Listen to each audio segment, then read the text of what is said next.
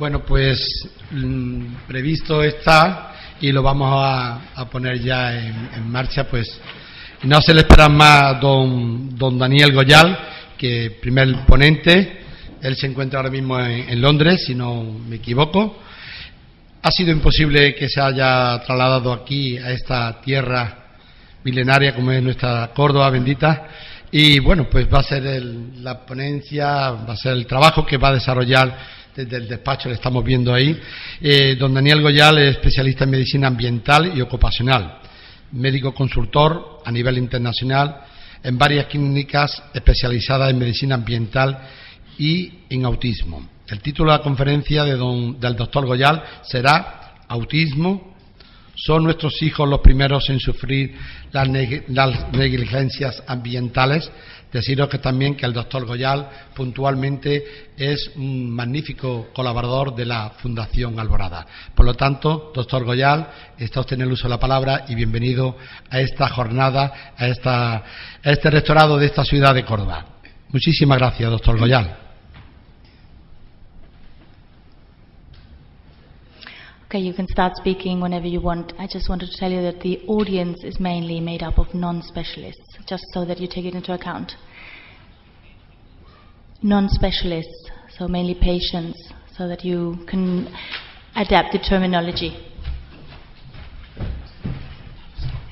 I think it's mixed, mainly patients, I would say. Muchísimas gracias por invitarme a hablar hoy. Me llamo Daniel Goyal y soy especialista en medicina medioambiental de Manchester.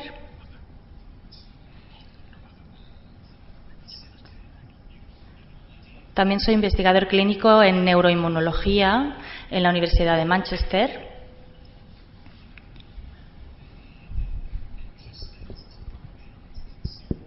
En estos momentos nos interesa mucho y nos preocupa mucho el impacto de las toxinas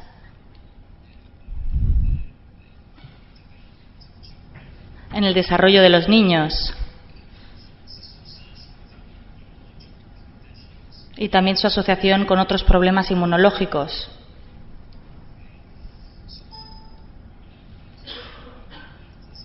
Vamos a hablar un poquito del autismo.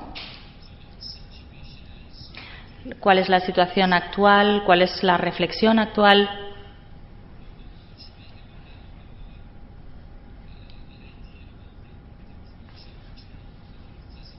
Voy a intentar darles una idea de cómo podemos afrontar la situación cuando tenemos un niño con autismo en lo que se refiere a la gestión desde el punto de vista médico.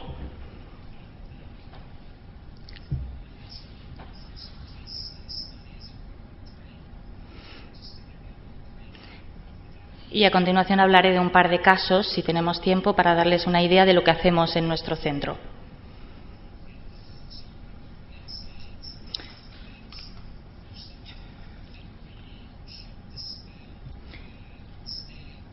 En primer lugar, creo que debemos de eliminar el estereotipo que existe sobre el autismo.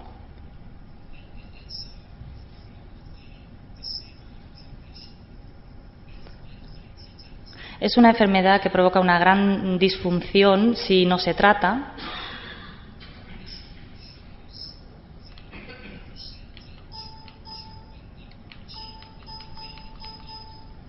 En esta gráfica vemos la cantidad de personas, de niños con autismo que han alcanzado la capacidad de tener una vida independiente.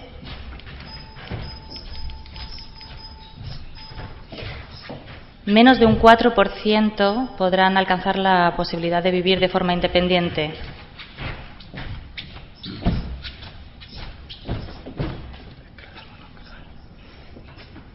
Es decir, que el 90% de estos niños no podrán tampoco trabajar. En la siguiente transparencia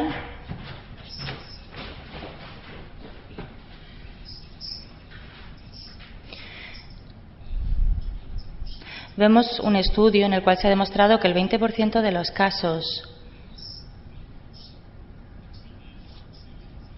progresan de forma negativa, es decir, se empeoran entre las edades de los 2 y los 5 años.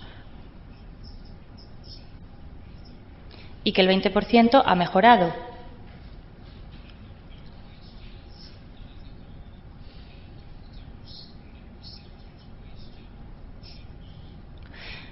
Y la pregunta que nos planteamos todos los médicos e investigadores es ¿por qué se produce esto? ¿Por qué algunos mejoran y otros no? Un momentito. Could you maybe turn the sound down of my voice so that you don't hear me and you can speak naturally and I can speak faster? Thank you.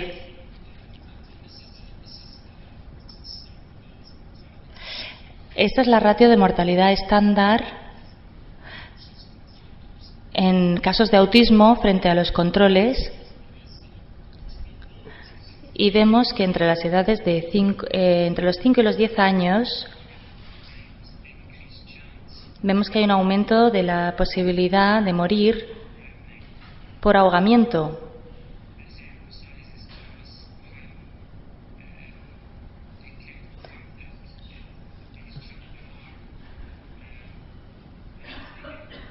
A medida que van haciéndose mayores, estas personas, entre las edades de 10 y 20 años, tienen un 40% de probabilidades de morir por problemas gastrointestinales.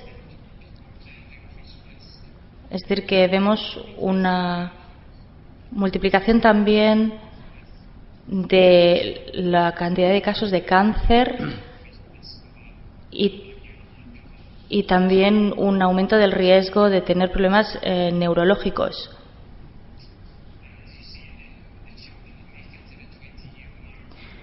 Y los niños que llegan a la edad de 20 años tienen un gran riesgo de sufrir una muerte por determinados tipos de ataques espasmódicos.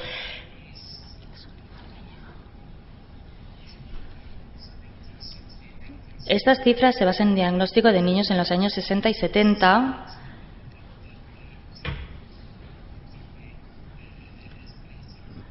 Actualmente las tasas de recuperación son mejores y la mortalidad es menor.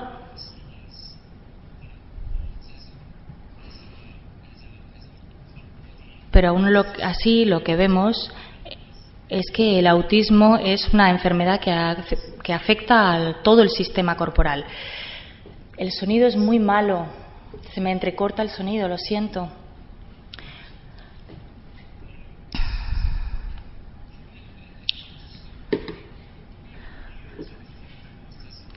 En Manchester hace poco tiempo que hemos empezado a estudiar el autismo, solamente llevamos unos cuantos años, y previamente, antes de empezar a investigar en este campo, lo que hacíamos era revisar la literatura médica al respecto.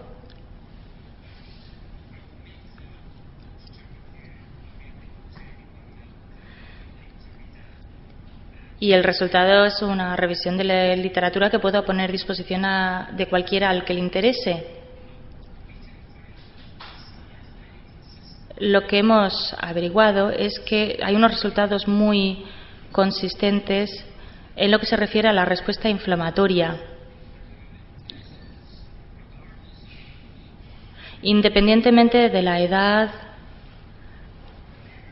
de si se tiene 3 o 30 años, hay una respuesta inflamatoria importante.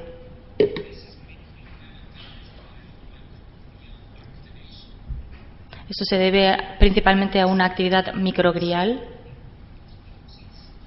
parecida a la que se produce en el caso de la esclerosis múltiple. El segundo hallazgo, que es muy interesante, es que las citoquinas, es decir, los mensajeros del sistema inmunitario, parece que no están correlacionados con la conducta. Es decir, si un niño es muy hiperactivo, encontramos la citoquina correspondiente elevada, es decir, sí están coordinados.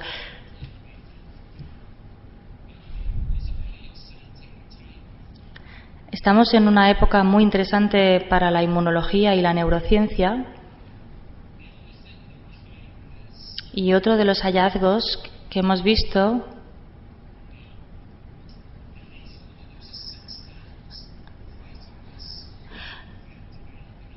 es que hay un riesgo 6 veces mayor de desarrollar autismo si uno vive cerca de una zona agrícola debido al uso de los pesticidas.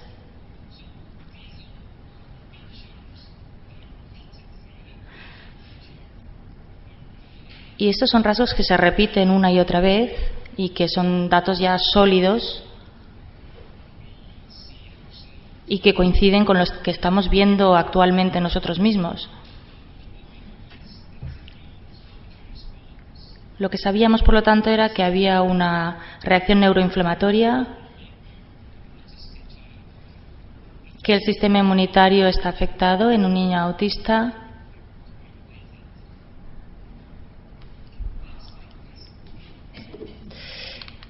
Sorry, could we start? Un momentito, es que el sonido que me llega es fatal. Un momentito. Just a second. Sorry, excuse me, can you hear me? Daniel, can you hear? Yes, actually I was trying to do it simultaneously. The problem is that when I speak I can't hear you anymore. The sound gets cut out. So what I propose to do is for you to speak, to say one sentence, I say one sentence, so that at least I can hear everything you say. Yeah? If you agree. I'm just going to tell the audience how I'm going to do it. Just a second. Le estaba diciendo al doctor Goyal que es que cuando yo hablo no le oigo a él debido a problemas de interferencias con el Skype. Entonces le he propuesto hacerlo frase a frase para que yo por lo menos oiga todo lo que dice, porque es que si no, no oigo la mitad de lo que dice. Alargará un poquito la conferencia, pero por lo menos les llegará todo el contenido. Si les parece bien. ¿Sí? Lo hacemos así. Vale. Okay, you can go on. Sorry.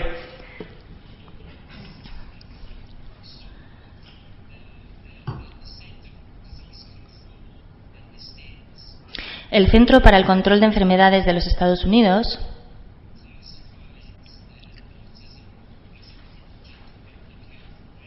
ha clasificado el autismo como una crisis de salud pública urgente.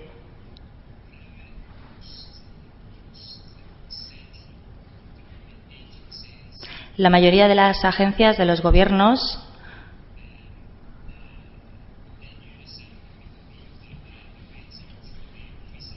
se están dando cuenta de que las tasas realmente están aumentando de forma significativa.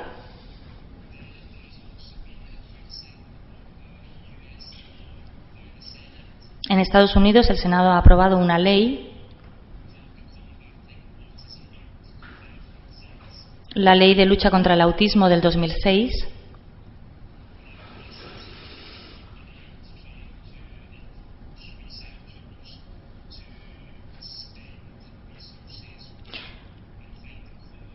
En esta legislación lo que se pretende es hacer que los investigadores se dediquen a encontrar la causa de esta enfermedad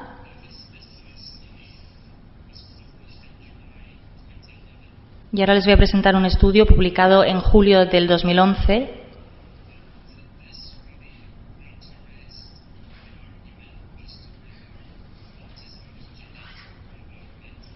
y creo que este estudio zanja la cuestión de si el autismo es genético o causado por factores medioambientales.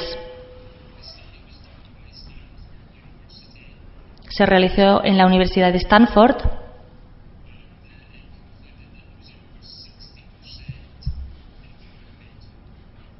y se llegó a la conclusión de que en un 60% se puede decir que el autismo se debe a factores ambientales.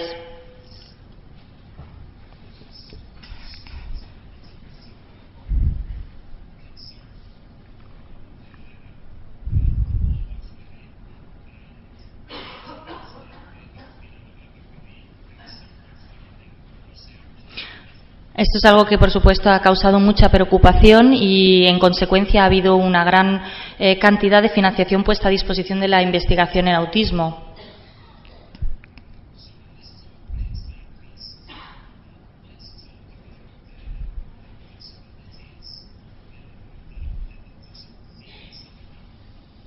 Vamos a hablar ahora de las diferentes teorías que se han propuesto al respecto.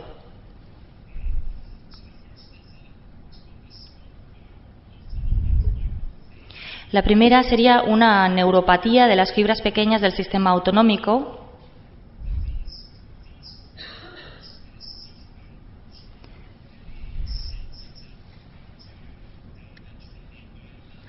Estas fibras, las fibras C, son muy sensibles a ser dañadas por causas medioambientales.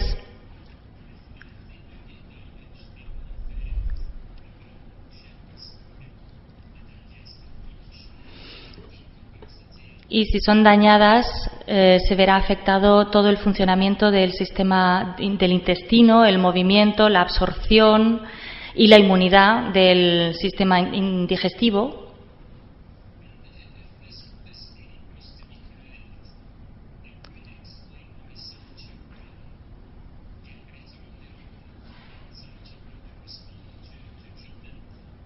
Esto explicaría, si esta teoría fuese cierta, eso explicaría por qué algunos niños mejoran por sí solos y otros no responden al tratamiento.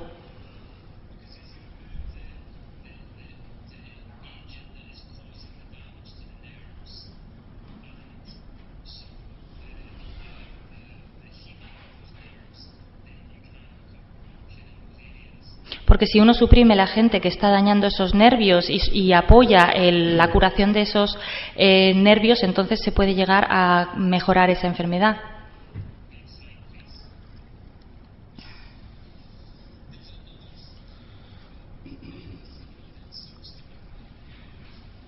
Hay otra teoría que parece ser bastante sólida.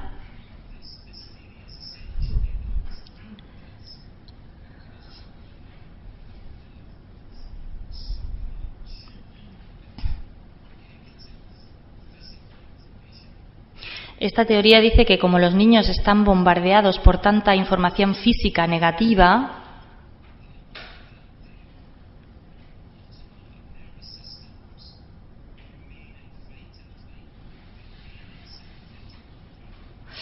su sistema nervioso está constantemente en modo de huida o lucha, es decir, en hiperactivación simpática.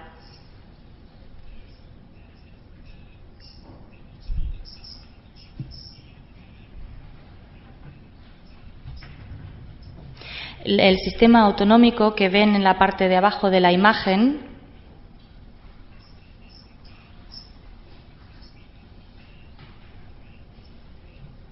es como una puerta que hay entre el cuerpo y el cerebro.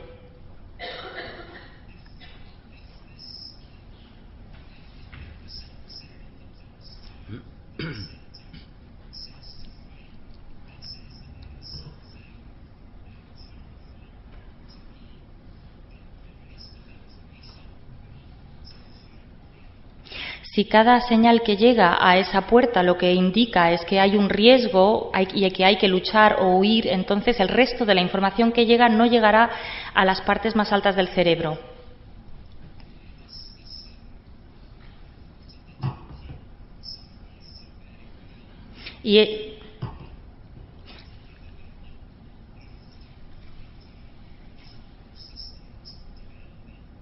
Y la cita que aparece encima de la imagen lo resume muy bien.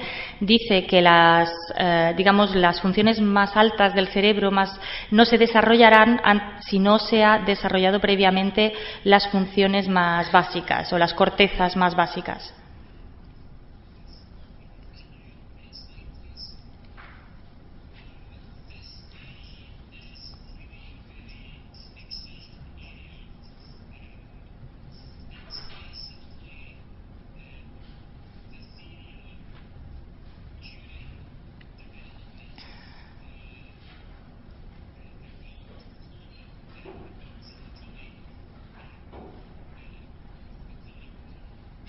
Según esta última teoría, esta tercera teoría que es muy emocionante, durante el desarrollo del intestino, la flora intestinal se convierte en algo anormal.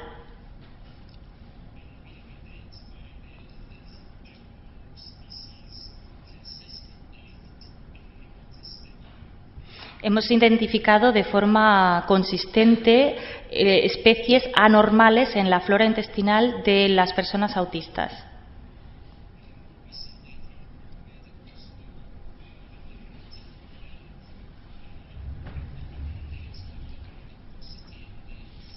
Y hace poco la Escuela Médica de Harvard ha identificado un índice que han llamado el índice de adiposidad,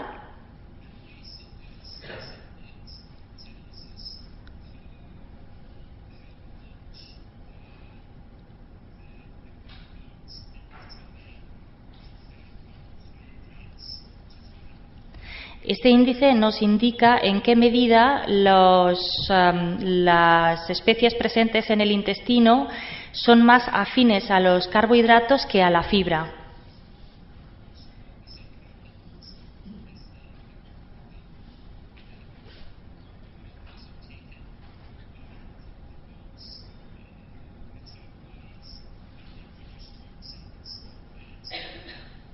Y lo que creemos es que lo que hacen estas especies presentes en la flora intestinal es transformar estos carbohidratos en neurotoxinas que van al cerebro.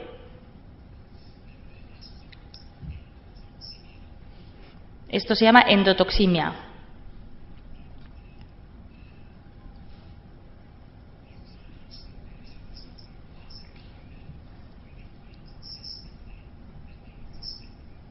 Y estos metabolitos se detectan de forma consistente en la orina de los grupos, del grupo autista.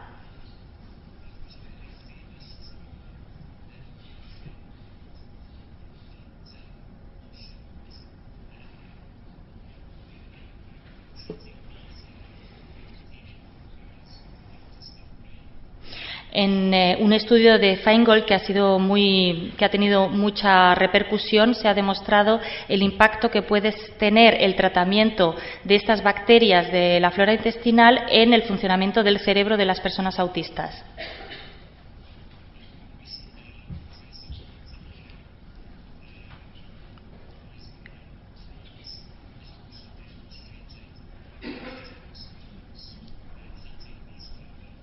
Y más recientemente, el profesor Montagnier, ganador de un premio Nobel, un francés, ha demostrado también el impacto del tratamiento de los intestinos en el funcionamiento del cerebro.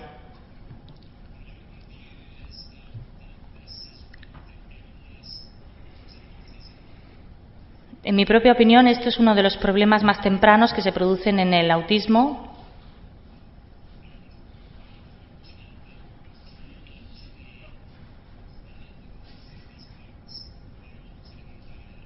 Y tenemos la suerte de poder, al modificar el crecimiento de estas bacterias, modificando la dieta.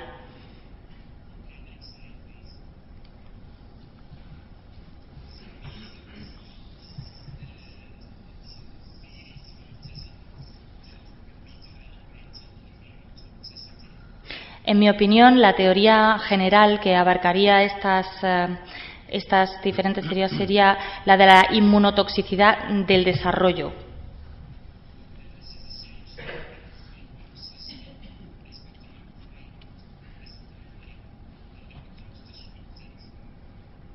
Sorry, could you repeat that sentence?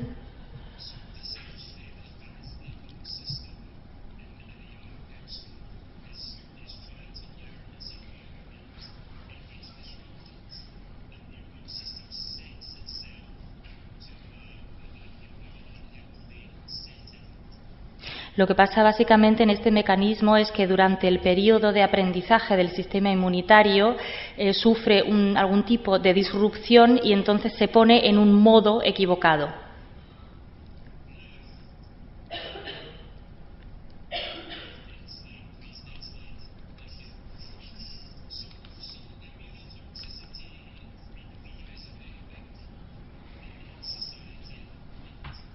Creo que la inmunotoxicidad es un gran problema en la sociedad actualmente.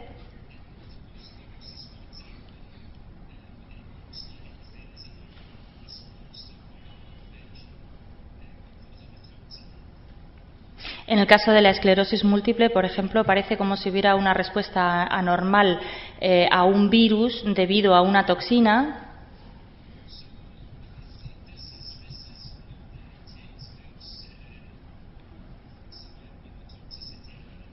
Y aquí vemos cómo se define la inmunotoxicidad en los libros de texto.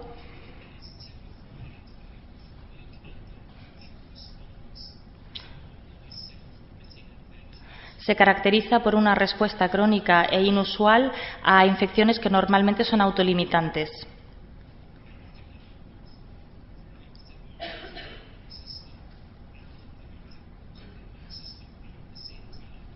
Y además se pueden producir tanto reacciones inmunitarias excesivas como insuficientes simultáneamente. por parte de diferentes brazos del sistema inmunológico.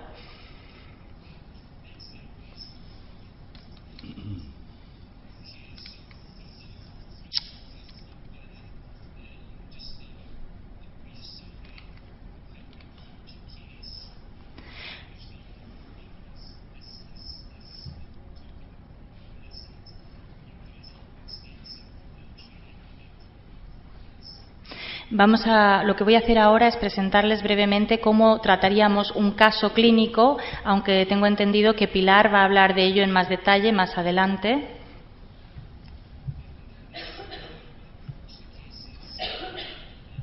Esta sería la forma que tendría yo mismo de afrontar un caso de este tipo.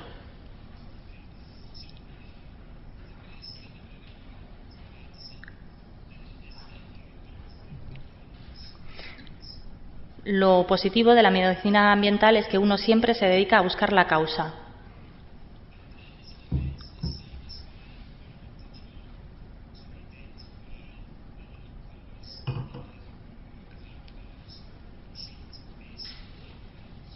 Y es sumamente satisfactorio cuando uno encuentra la causa de un problema, puede suprimir la causa o por lo menos puede tratar basándose en el conocimiento de la causa.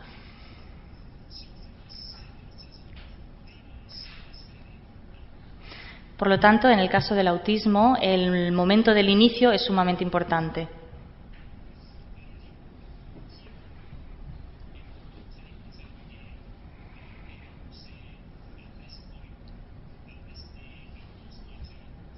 Una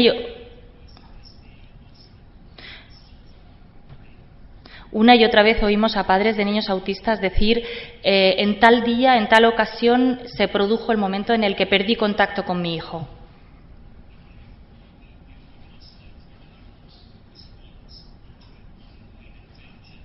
Por lo tanto, lo que tenemos que hacer es buscar ahí una respuesta anormal a una infección que está en curso.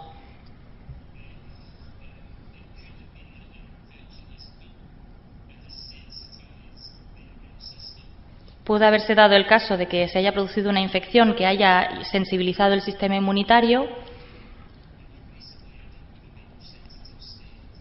y eso produce un estado de hipersensibilidad.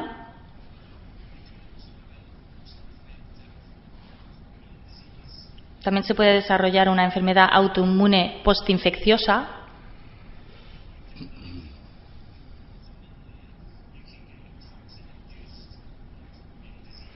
Y lo que creo que es todavía más común es una enfermedad autoinmune inducida por toxinas.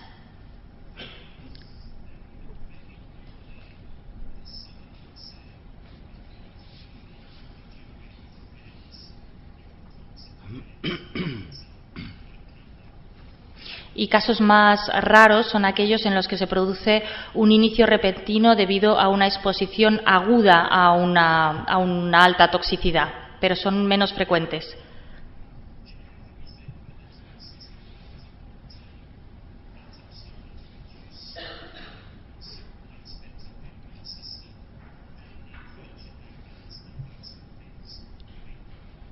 Generalmente lo que ocurre es que se acumula la toxicidad a lo largo de los años, luego se produce una infección y en ese momento es cuando todo empieza a ir mal.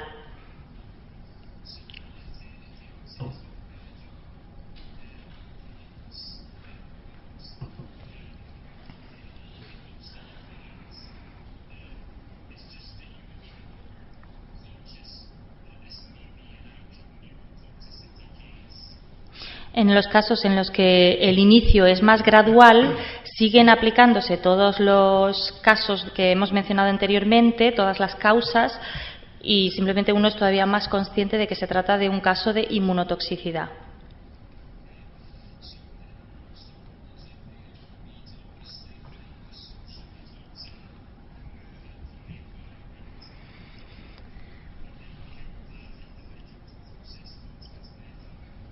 Lo más importante es identificar la fuente de la toxina, suprimirla y después ayudar al individuo a eliminar las toxinas.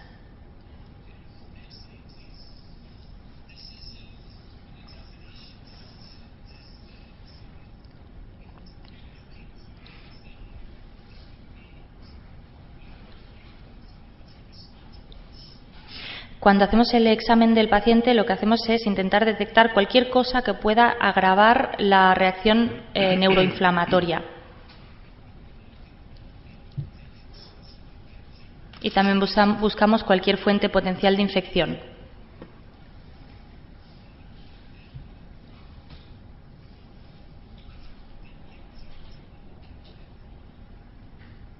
A menudo se producen problemas en los oídos.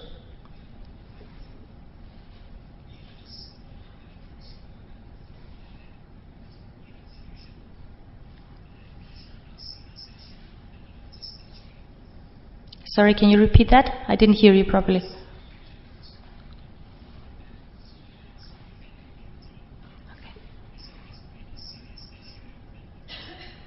Incluso si hay solamente una pequeña cantidad de líquido detrás del tímpano, eso puede ser un problema grave para un niño autista.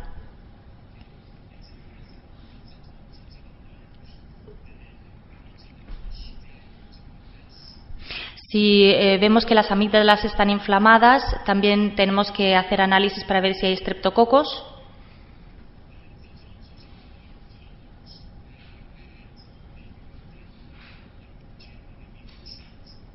Y si además las amígdalas están muy rojas, además de estar hinchadas, en general lo que haríamos es dar un tratamiento.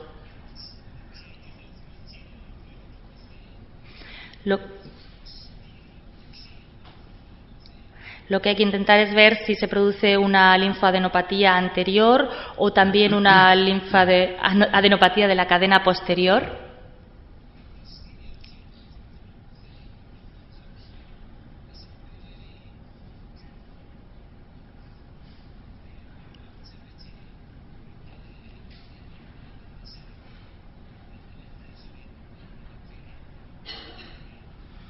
La linfadenopatía posterior es un marcador muy claro de la actividad inmunológica en el cráneo.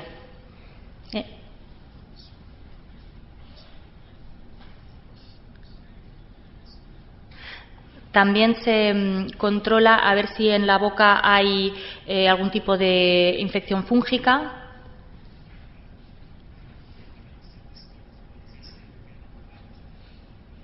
Y también se pregunta por si hay problemas intestinales, por si hay que hacer un análisis para detectar el Helicobacter pylori.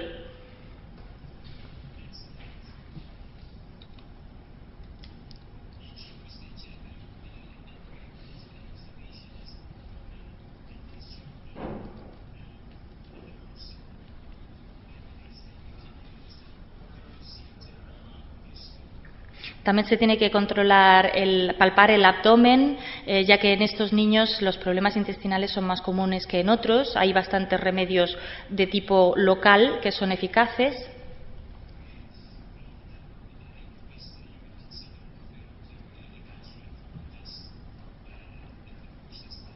Y por supuesto que habría que remitir a un gastroenterólogo en caso de que los síntomas sean persistentes, a un especialista digestivo.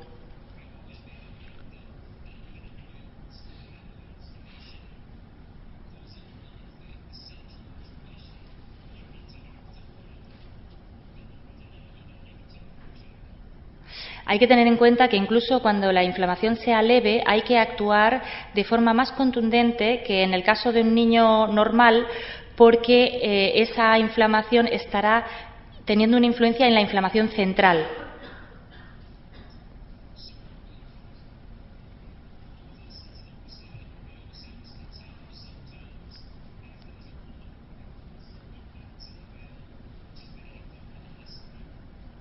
También ya he explicado antes que es importante detectar si hay un exceso de bacterias en el intestino, que es lo que es muy común en este grupo.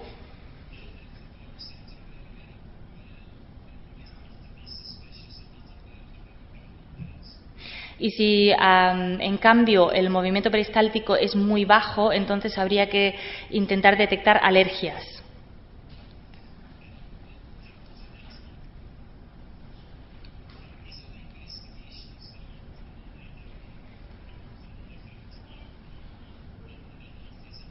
Estas son las pruebas que se hacen normalmente en el caso de autismo y que dan resultados anormales.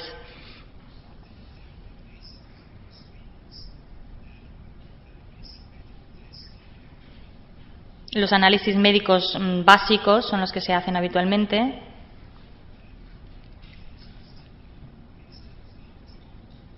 Y a menudo se detectan marcadores de inflamación aumentados.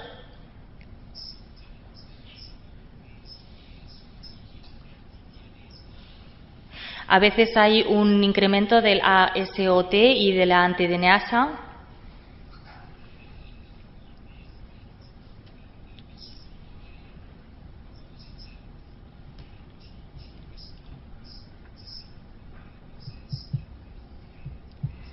Y también puede haber una reacción alta RGG a algunos de los virus que causan inflamaciones habitualmente.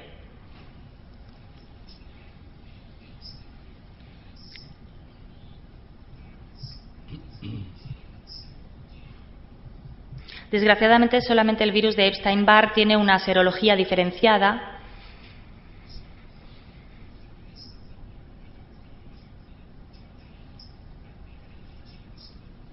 Y para los demás hay que utilizar el juicio clínico y la respuesta IgG.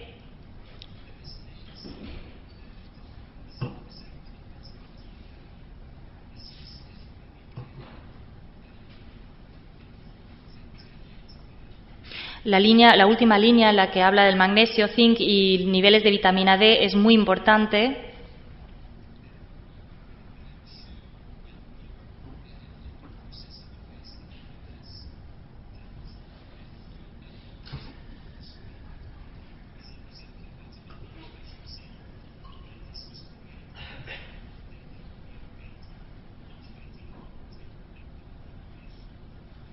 Estoy seguro de que si hiciéramos un análisis de los niveles de magnesio, zinc y vitamina D en todos los niños y se corrigieran sus niveles, tendríamos unos éxitos mucho mayores en el tratamiento de niños autistas.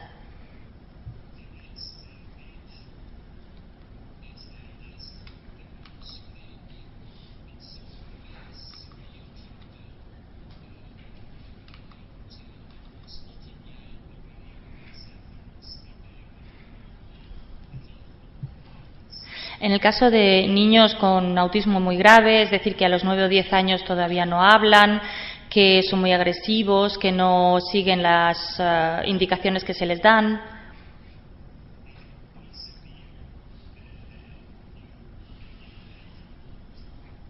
puede ser que se hayan dado, o normalmente se habrán dado, problemas neuroinmunes muy graves.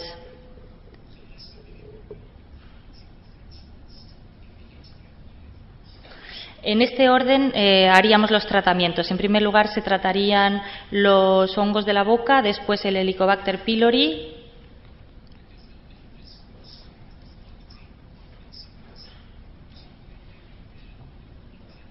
porque ambas cosas les impiden comer en condiciones y absorber bien los nutrientes. Y eso sin tener en cuenta el dolor que produce el Helicobacter pylori.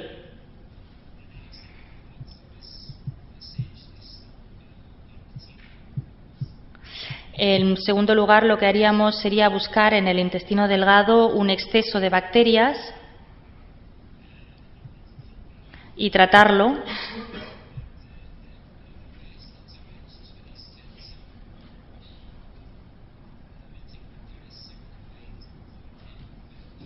Una de las intervenciones más eficaces en estos casos es limitar en la dieta los disacáridos.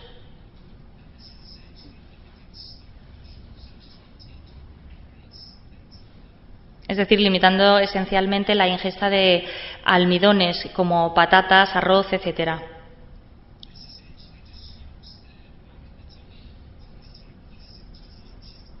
Esto impide que las bacterias en el intestino puedan metabolizar en exceso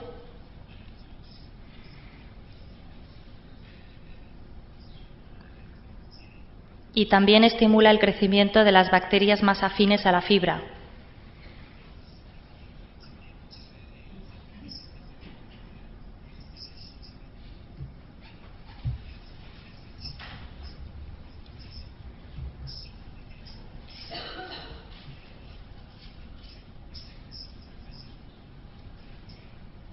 Una cosa que es muy importante a tener en cuenta para los médicos que pueda haber en la sala es que si un niño con autismo de repente empeora, hay que, en primer lugar, tener en cuenta que le estará ocurriendo algo a nivel físico y buscarlo.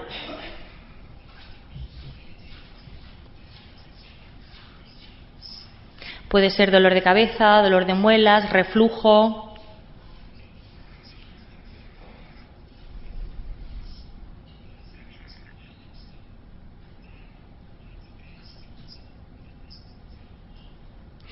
Lo que hacemos es intentar siempre detectar eso, la causa de esos cambios, y para tratarlos uno de los mejores tratamientos es el propanolol.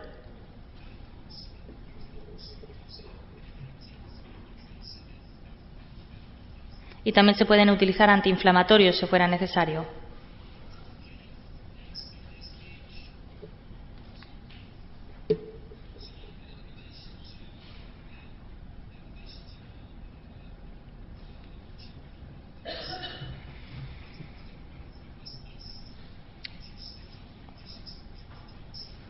Lo que hay que hacer para todos los niños que acudan a consulta, hay que aplicar cada uno de estos puntos. En primer lugar, reducir su exposición a las sustancias tóxicas, darles una dieta saludable,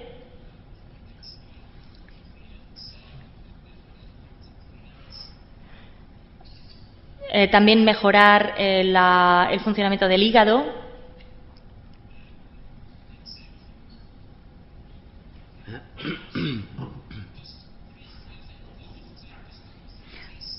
No sé si tenemos suficiente tiempo para ver un estudio, un caso en concreto. Muy brevemente. Yes, very briefly.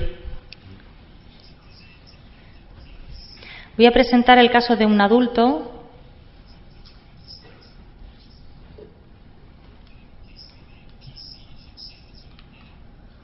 Okay.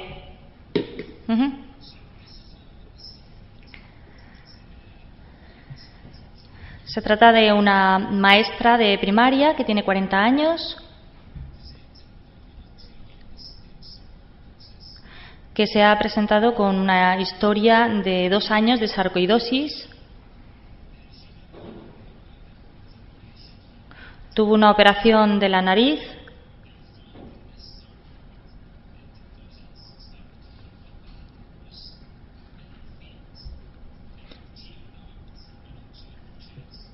Y a partir de ese momento se empezaron a hacer formaciones sarcoides en la nariz, en el dedo gordo del pie y en el lagrimal y también en el pecho.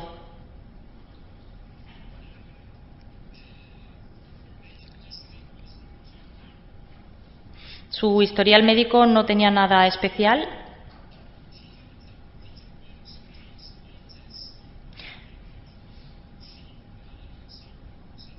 Aunque sí había tenido varias amigdalitis 5 años antes de tener la sarcoidosis,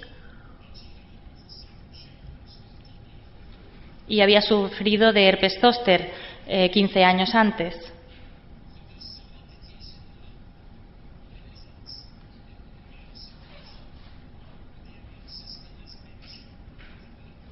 Así que tenemos indicaciones en el sentido de que no hay una inmunosupresión, pero sí que el sistema inmunológico está teniendo dificultades.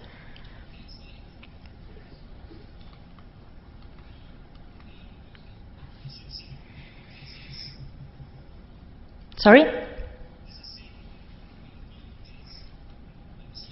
No. Yes. Yes, it does. Okay.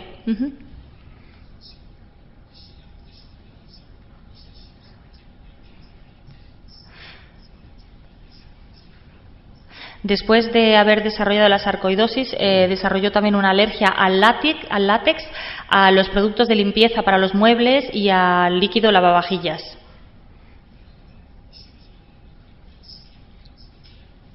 Estaba utilizando esteroides en ese momento.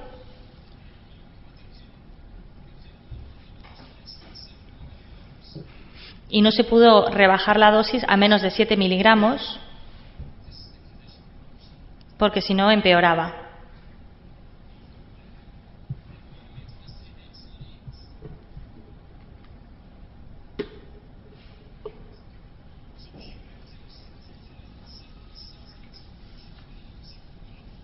Se mudó en junio del 2007, 6 meses antes de sufrir de sarcoidosis.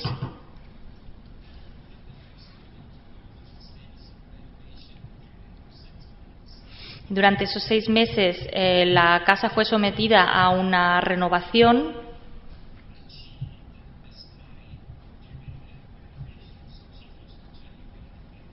y tuvo un aborto involuntario durante ese periodo.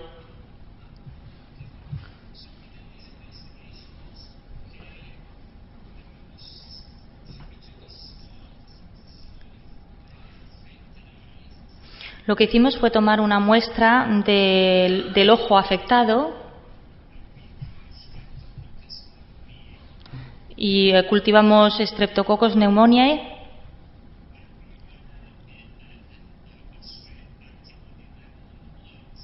y también hicimos un análisis de anticuerpos contra los estreptococos en la sangre y el resultado fue positivo.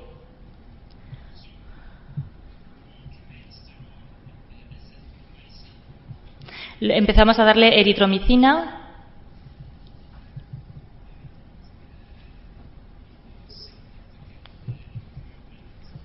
y vimos una mejora significativa. En el plazo de un mes pudo dejar de tomar los esteroides.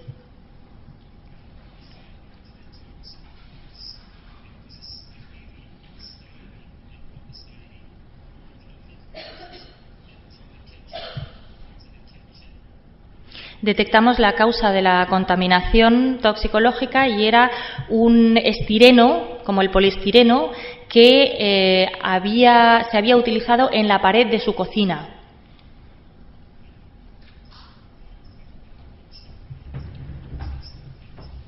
Este material se utilizó justo en la época en la que tuvo la infección de pecho.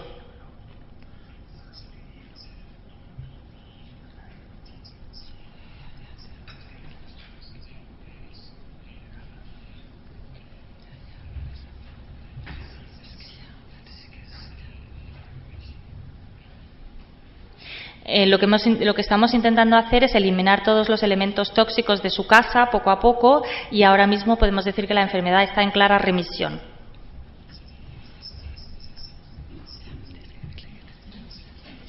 He presentado este caso porque es un caso típico de inmunotoxicidad. They are asking you to finish if it's possible.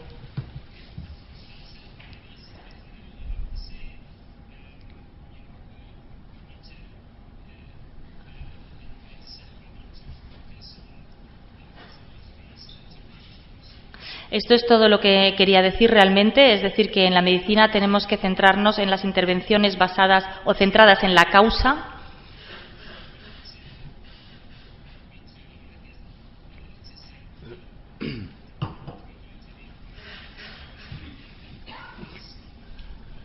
Y no debemos ser arrogantes y pensar que el daño que estamos produciendo al medio ambiente no nos va a afectar ni a nosotros ni a nuestros hijos.